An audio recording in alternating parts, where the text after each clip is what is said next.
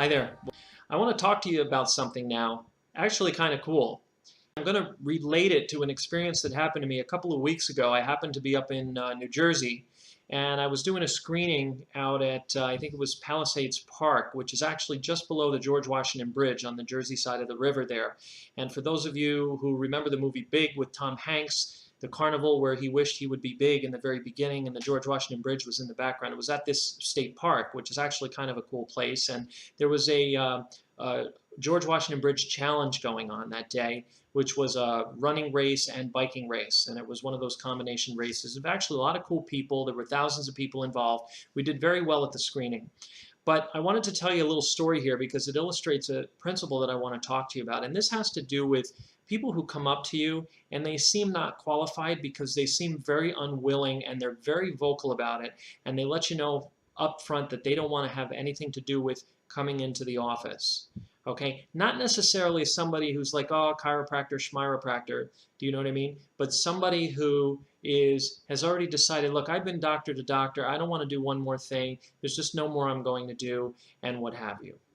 Now, there's all kinds of techniques you can use to handle this, but the way I handled this one lady that I met, I want you to know about because this is something you could very much adopt as a technique, and it works out very well if you'll just take the time to do it, and if you'll just forget about your skills for a second and remember how much you care about people and why you want them under chiropractic care.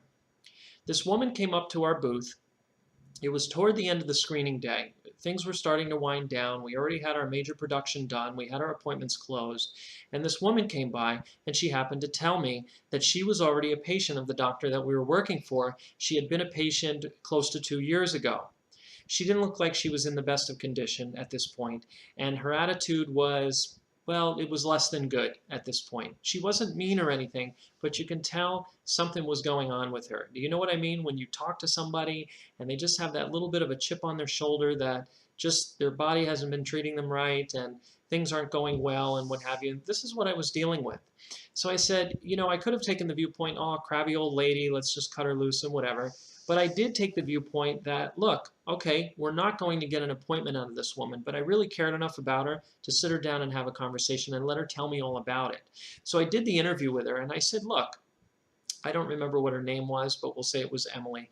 And I said, Emily, you know, I understand it's been a while since you've been in. You know what? Let's just forget about all of that. You know, if you want, the screening is free. Why don't we just do the screening on you and we'll see where you stand. You haven't been in 2 years. And she said fine, and she agreed. And we sat down, and as I was filling out the form in Posture Screen Mobile, and we were sitting next to each other, and I was taking her height and her weight and her email address and whatever, I was in between having a little conversation about how things were going with her. And I was really listening to her because she was telling me about conditions that were going on and things that were going on in her life, and you can tell she was under a lot of stress and that things weren't going well, even emotionally for her at that point. And being under so much strain, you know, you can really tell with these people that their pain sometimes is directly linked to what's going on in their life. So Emily, you know, began to tell me about all that was going on, and then I really probed her about this back and sciatic pain that she was having and how it was going down her leg and traveling down her leg and whatever. Again, you know, she every once in a while would remind me that, look, I don't want to come back into the chiropractor or whatever, but, you know, I'm just telling you. And I really reassured her. I said, look, I'm not even going to try to convince you to come in. I'm not going to suggest that you come in right now because of that, and I can respect that. But let me just ask you a few questions about the sciatica. I really want to know about it. Tell me what's going on. And I really let her tell me about her pain and about her experience with it and about how it affected her and what have you. But I did reiterate with her that she shouldn't necessarily come into the office if she's not ready to, and it's not something that should be forced upon her. And she really agreed with that, and actually she really appreciated it. We finished the posture screening, and I went over the results with her. We sat down in the chair, and I sat very close to her, next to her, and went over those results point by point. Here's your head position, here's your shoulder position. I made a big deal out of the things that were a big deal, but not in a way that I was trying to close her. At this point, I just cared about having a conversation with her. And so after that, I let her talk some more about it. And finally, when we came to the end of the screening, I said, look, Emily, you know, it's been a couple of years since you went into to the doc here. And, you know, at this point, I can totally understand how you've been doctor to doctor and you've done all these different handlings and you don't feel it worked out well, you know, the last time you're there. But I can tell you this, it's not a good sign that things have deteriorated this much in 2 years. And I'll tell you why. Why don't we just go ahead and just get you re-examined by the doc? And we'll have you come in and we'll see him. You know, there's no pressure. He's not going to pressure you to go back under care or anything like this. But he'll give you a re-exam and he'll just let you know the status quo, where things stand now, so that you're not guessing. Because I can tell you this, Emily, if you wait another 2 years from here forward, things might have progressed to the point by then that they're going to be a lot more difficult to overcome than if they're able to be overcome at all. And you don't want to wait until that long, because I can tell you this, pain is the very last symptom that you'll feel. And even if you're in pain now, over 2 years from now, you may continue to be in pain, and the condition may worsen, but the pain may not. Pain is pain.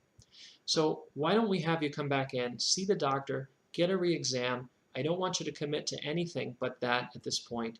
It'll take you 20, 30 minutes with the doctor, and you see what he has to say. If you like what he has to say, great. If he thinks he can help you get rid of the sciatica at this point, I'm sure that would be a bonus to you, but it'll certainly be your choice, and I promise you, we'll leave that choice up to you. And just a look of relief came over this woman's face, and she smiled at me for the first time in the screening, and she said, you know what, I think you're right, and I really think it's time that I did something about it. And we got the appointment book, and we set up an appointment, and I spent a few more minutes talking to her, and she really shook my hand. She gave me a very firm handshake in the end, and she thanked me so much.